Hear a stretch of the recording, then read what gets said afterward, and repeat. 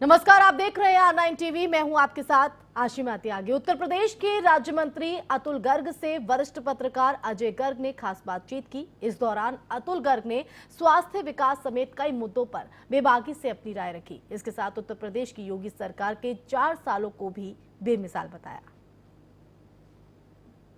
उत्तर प्रदेश सरकार के 4 साल पूरे हो चुके हैं, यानी कि अगले साल फिर हम चुनाव में जाएंगे और चुनाव में जाने से पहले उत्तर प्रदेश सरकार की क्या उपलब्धियां हैं और उसने क्या किया है, इसको जानने और समझने की कोशिश करते हैं। इसके अलावा जो स्वास्थ्य विभाग है, जो स्वास्थ्य का क्षेत्र है, इसमें उत्तर प्रदेश सरकार कहाँ खड़ी है, उसने क्या किया है, इन्हीं सब विषयों पर बातचीत करने के लिए स्वास्थ्य राज्य मंत्री अतुल गर्ग हमारे साथ मौजूद हैं। आपका बहुत बहुत स्वागत है सर।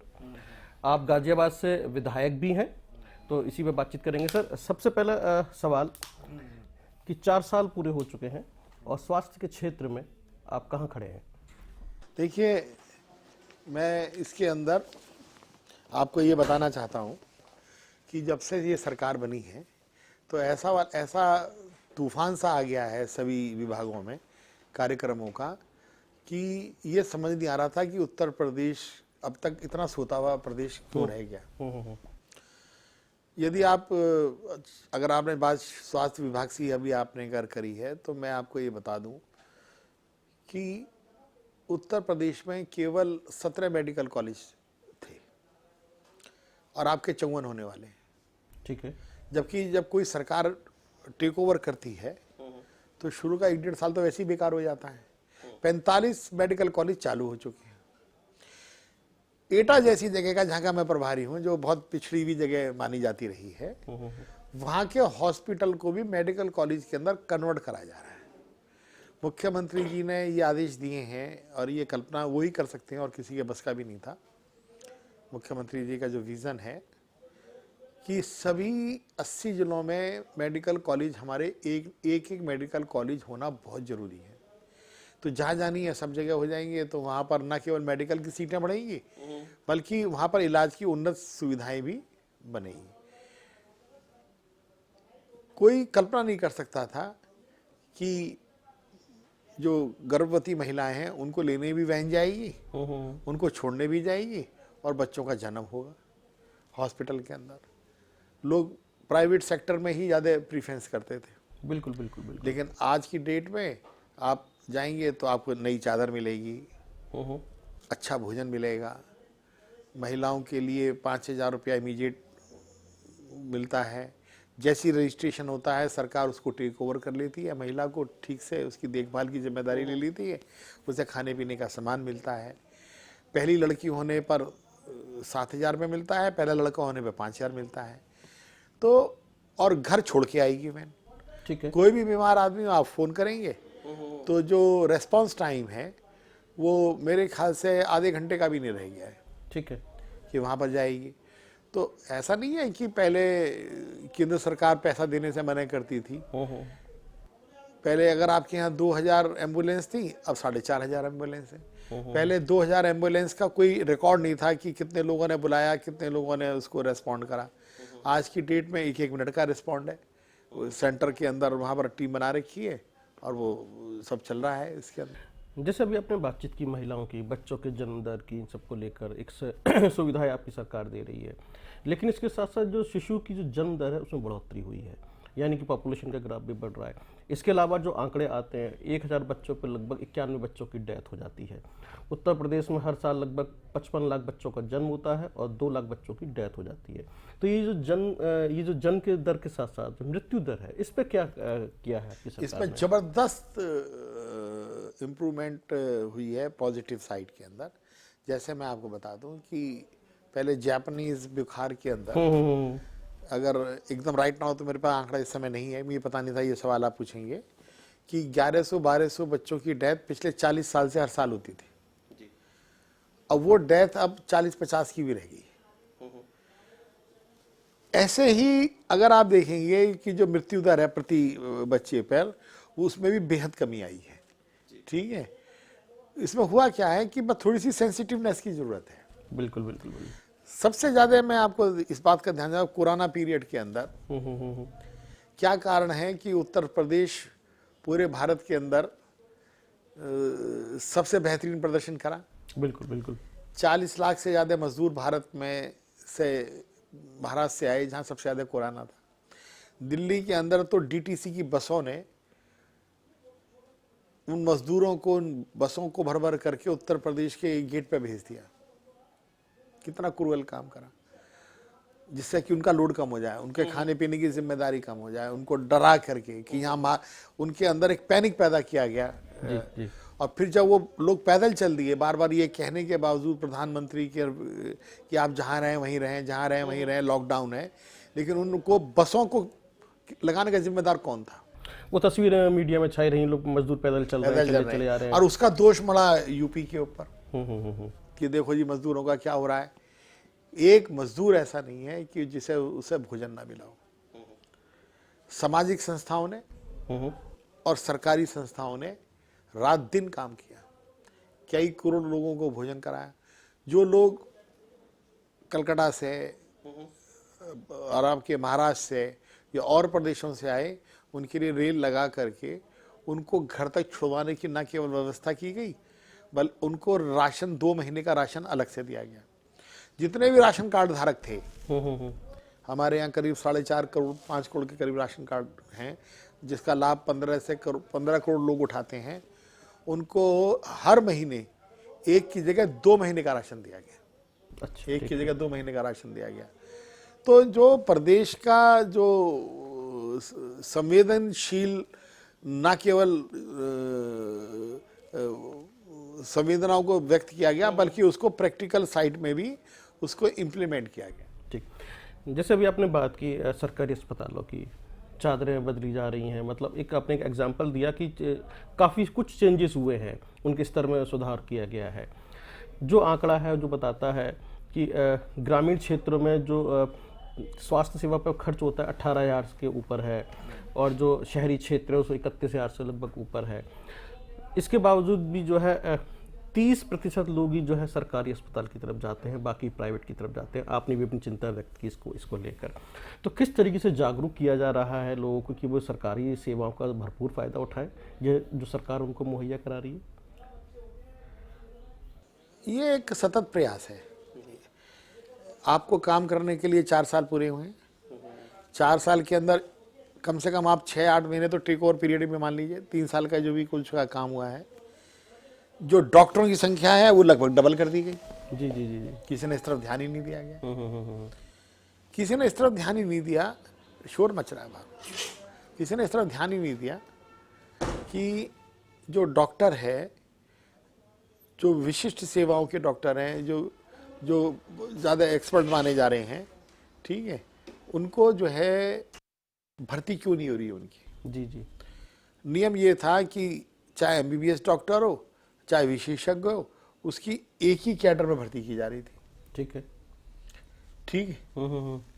जो विशेष कैडर का व्यक्ति है, इस समय प्राइवेट हॉस्पिटल इतना ज़्यादा खुल गए हैं कि उनको जो सुविधाएं और आर्थिक लाभ है वो बहुत ज़्यादा है। और सरकार जो है, अगर कोई सरकारी उसमें काम भी करना चाहता है तो आप उसको निरुत्साहित कर रहे हो बजाय प्रोत्साहित करने की। अब उसका नियम बना दिया गया। तो क्या ये नियम पिछले 25, 30, 40 सालों से नहीं बनने चाहिए थे? क्या ये नियम नहीं बनने चाहिए थे? अगर कोई पुराने नियमों के कारण वो जो डेफिशिएंसीज हैं, जी जी, वो इस सरकार में भी परिलक्षित हो रही हैं, तो उन्हें दूर करने का हम प्रयास करके अगले कुछ दिनों में इस स्थिति में हम आ जाएंगे। ठीक है। जैसे अभी कोरोना की बात हो रही थी, आपने जिक्र किया, तो अभी जो मौजूदा स्थिति है और कोरोना वैक्सीन लगाने का अभियान शुरू हो चुका है, तो इस पे क्या काम चल रहा है गाजियाबाद में और आपके पूरे यूपी में? इसके अंदर पूरे यूपी के आंकड़े ले लीजिए, हम पूरे भारत में सर्वोत्तम स्थिति में हैं आज भी। उसकी सबसे बड़ी वजह ये है कि जो हमारे मुख्यमंत्री हैं वो खुद बहुत रुचि लेते हैं जी, और खुद मॉनिटर करते हैं एक एक चीज़ को। पूरे कोरोना काल के अंदर 1 साल तक लगभग कोई दिन ऐसा नहीं गया कि जिस दिन उन्होंने 2 घंटे 2.5 घंटा मीटिंग में ना लगाया।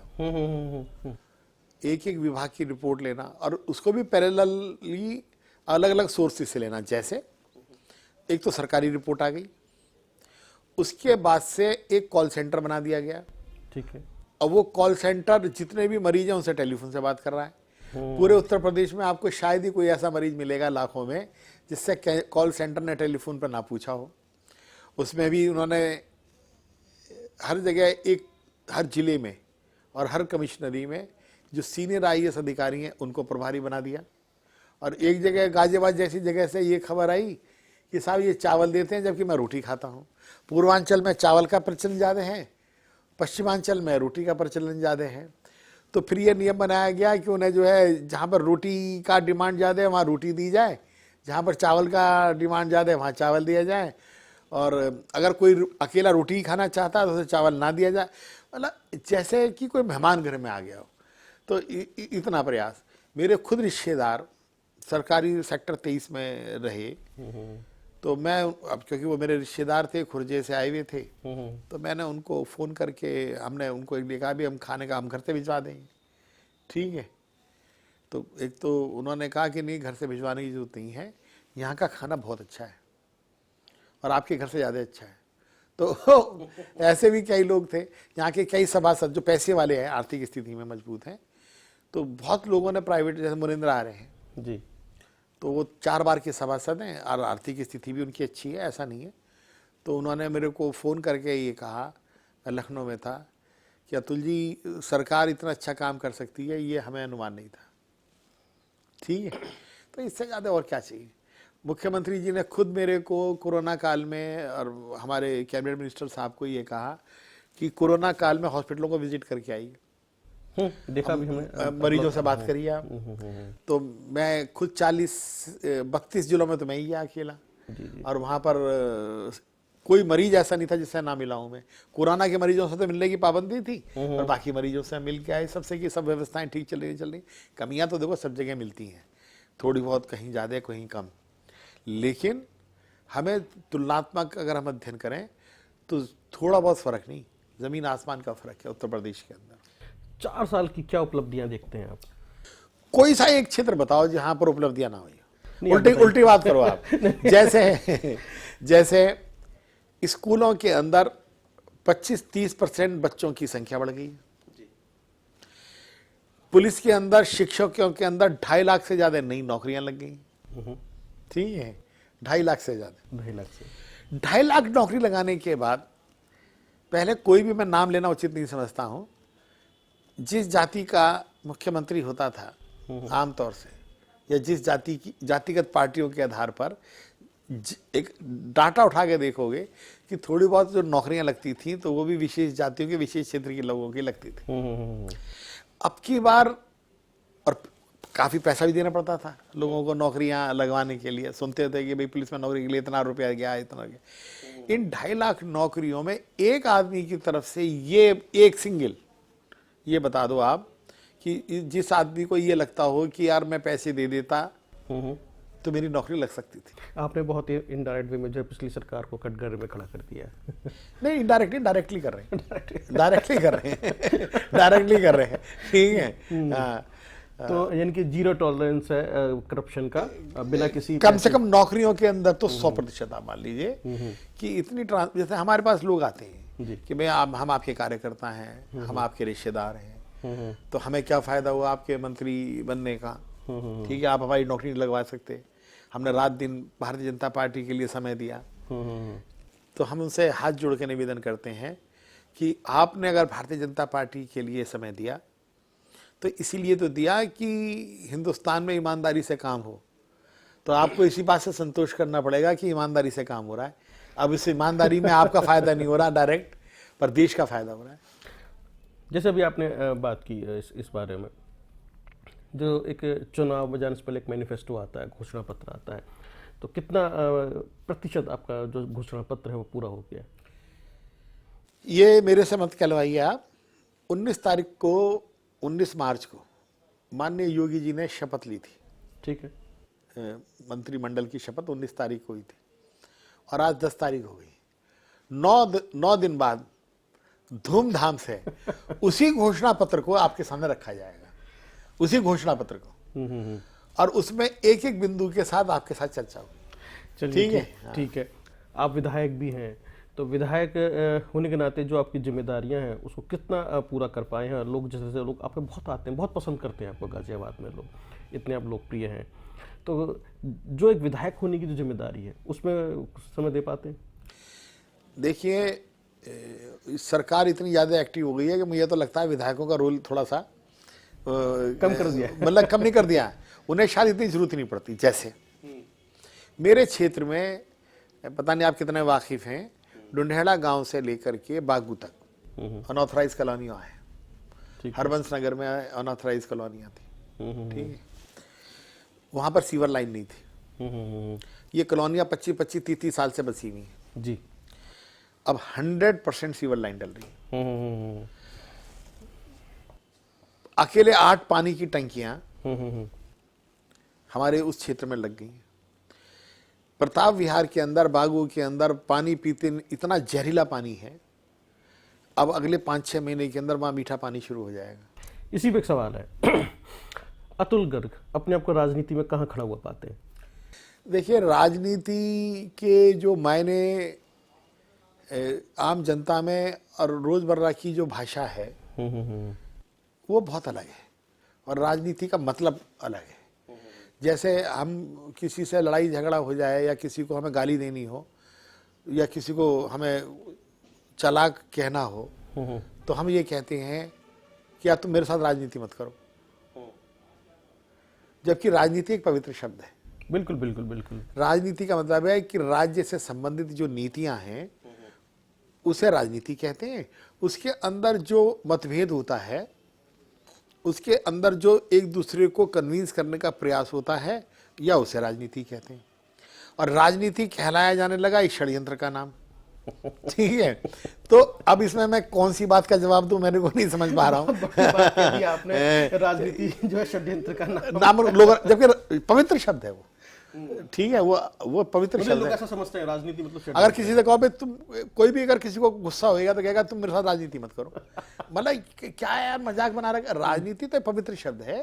राज्य की खुशहाली के लिए जो काम किए जाते हैं, उसके अंदर अगर मतभेद होने के बीच में यदि एक दूसरे को कन्विंस करा जाए, तो वहाँ तो मैं तो ये कहता हूँ कि अगर राजनीति सेवा का माध्यम है, तो मैं प्रयास करता हूँ कि हाँ, सेवा के माध्यम में हम पवित्र भाव से लगे रहें। और हम उसमें कितने सफल और कितने असफल हैं, ये जनमानस का काम है तय करने का, ये मेरे को अधिकार नहीं है बोलने का। चलिए ठीक है। अतुल गर्ग की राजनीति पर पिता दिनेश चंद्र गर्ग की राजनीति का क्या झलक दिखाई देती है? कितना प्रभाव पड़ा है, कितना सीखा है आपने? क्या लोग रिजेंबल तो करते होंगे, तुलना तो करते होंगे? उससे मुझे बहुत नुकसान होता है। देखो, पिताजी की जो सौम्यता थी, जो उनके अंदर में जो संवेदनशीलता थी, और क्षमा करने की जो इनकी शक्ति थी, तो उसके आगे मैं ये अपने आप को कहीं खड़ा नहीं पाता हूँ। उनके और मेरे बीच में सिर्फ एक ही कॉमन चीज़ है कि प्रत्येक व्यक्ति को जो उनसे संपर्क में आता था, तो वो उसकी समस्याओं का समाधान करने का प्रयास करते थे। वो मैं भी करता हूँ। लेकिन कई बार पिताजी जो है, सामने वाले के मान सम्मान के लिए बिना ये इंक्वायरी करे कई बार कि भाई वो कहीं गलत बात, मतलब फर्ज करो कोई गरीब नहीं है, अपने आप को गरीब साबित कर रहा है, तो वो उसकी बात को मानते थे, उसकी बात को लौटाते नहीं थे। ठीक है। मैं थोड़ा बहुत ये असेसमेंट करता हूँ कि जो ये कह रहा है कि ये सही कह रहा है या गलत कह रहा है, ठीक है। तो उसकी वजह से थोड़ा सा, मतलब थोड़ा सा या बहुत बड़ा एक अंतर है। मैं लोगों के काम के लिए कई बार ये भी कह देता हूँ कि भाई ये काम, जैसे कल ही आए कि बंदूक का लाइसेंस मेरा बनवा दो, मैंने भाई ये काम मैं नहीं करूँगा। बोला आप फ़ोन कर दो, बने या ना बने, मैं फ़ोन नहीं करूँगा। प्रशासन को मैं तंग नहीं करूँगा बंदूक के लाइसेंस के लिए, मैं बहुत पक्ष में नहीं हूँ। जी जी। हमारी शासन की नीति नहीं है कि भाई हर एक के लाइसेंस बने, ठीक है। अभी पंचायत चुनाव होने हैं, आप स्वास्थ्य विभाग देख रहे हैं, और गांव का जो ग्रामीण व्यक्ति होता है वो स्वास्थ्य सेवाओं को लेकर थोड़ा सा ज़्यादा चाहता है कि उसको मिले। तो पंचायत चुनाव में क्या होने वाला है, और क्या आप उसको किस तरीके से देख रहे हैं? इसे हमने ना, माननीय मुख्यमंत्री जी की जो सोच है ना, ये राजनीति से प्रेरित नहीं है। स्वास्थ्य सेवाओं को तो लेकर के खास तौर से, शिक्षा को लेकर के खास तौर से, उसमें वोटों का कोई लेना देना नहीं है। नहीं, फिर भी ये चलिए। मैं बताता हूं आपको। मैं दावे के साथ कह सकता हूं कि एक ग्रामीण को आप लेकर के ये पूछ लो आपके टेलीविजन चैनल के माध्यम से, जिसको अब दवाई के लिए मना किया जाता हो, ये बड़ी बात है। मैं चैलेंज करके कह रहा हूं ठीक है।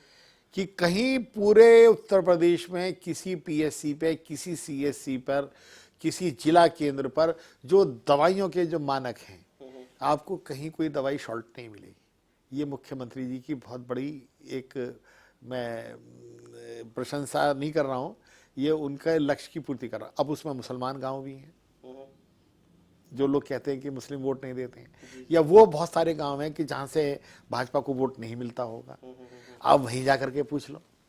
तो ये सेवा का माध्यम है। स्वास्थ्य संबंध, शिक्षा का मामला सेवा का है, पानी का मामला सेवा का है। जैसे जो पिछले दिनों नगर पालिकाओं में जो कनेक्शन हुए थे, वो 2% हो पाए, ठीक है। 2012 से पहले, मतलब 30, 40, 50 सालों में। अब अगले 4 सालों में 10% का लक्ष्य हो गया। ठीक है। ये तय कर दिया है खुद योगी जी ने भी और मोदी जी ने भी कि कोई कस्बा और कोई शहर ऐसा ना रहे कि जहां पर नल टोंटी से, नल से पानी ना आए। पूरे प्रदेश में कोई व्यक्ति ऐसा ना रहे कि जिसके घर पे बिजली का कनेक्शन ना हो। इसे आप क्या कहेंगे? अब उसके अंदर वो लोग भी हो गए। अगर उत्तर प्रदेश के अंदर हमें 44% वोट पिछले दिनों मिला या 48% वोट मिला, ठीक है, 44 से 48 के बीच में कुछ वोट मिला था, तो इसका मतलब 50% लोग वो भी थे जिन्होंने भाजपा को वोट नहीं दिया। लेकिन लक्ष्य क्या है? 100% लोगों को बिजली, 100% लोगों को पानी। तो 100% में वो लोग आ गए, सभी लोग आ गए हाँ, सभी जिन्होंने वोट नहीं। चलिए, आप आखिरी सवाल आपसे। बता, स्वास्थ्य राज्य मंत्री, आप उत्तर प्रदेश की जनता से क्या उम्मीद करते हैं, क्या कहना चाहते हैं? देखिए, एक 20-30 साल से कांग्रेस के टाइम से भी रेलवे स्टेशन पे, बस स्टैंड पे ये लिखा रहता था कि जो गंदगी आप फैला रहे हैं उसे साफ करने वाला भी एक इंसान है, आप गंदगी ना फैलाइए। ठीक है, यही कहना है कि खुद मुख्यमंत्री अपने हर भाषण में ये बात को कहते हैं कि जो स्वास्थ्य संबंधी सफलताएं मिली हैं, जो संचारी रोग से जो हमारे को लाभ मिला है, कि संचारी रोगों में जो कमी आई है, उसका बहुत बड़ा कारण स्वच्छता से है। तो स्वच्छता में भी और अपनी सेहत का ध्यान रखने के लिए लोग अगर खुद ध्यान रखेंगे तो उससे ना केवल उनका लाभ होगा बल्कि पूरे समाज का लाभ होता है। तो हम सब लोगों से ये उम्मीद करते हैं कि सब लोग सफाई का, अपने स्वास्थ्य का ध्यान रखें, तो इससे पूरे प्रदेश का, पूरे देश का लाभ होगा। चलिए, बहुत बहुत धन्यवाद।